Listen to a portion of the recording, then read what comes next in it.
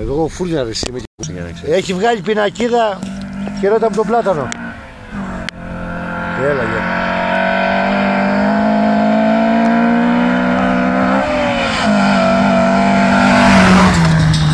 Ρε το τατσουνέα πάνω. Για την κορυφογραμμή βγάλει του πάνω να. Θες να βγάλεις τον άλλο που το είδε σκόνη. Πήδηξε κάτω στα πουλνάρια.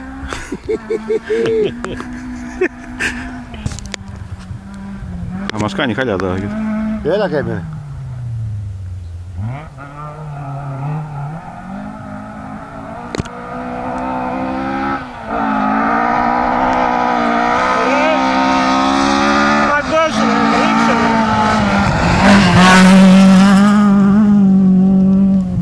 Είχα καλά, αλλά...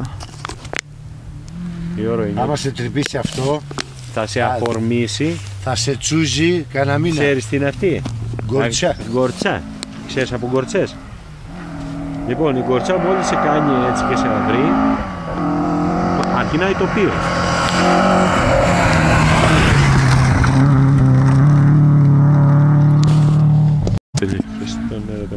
Δεν πουλάει αυτός να πουλήσει.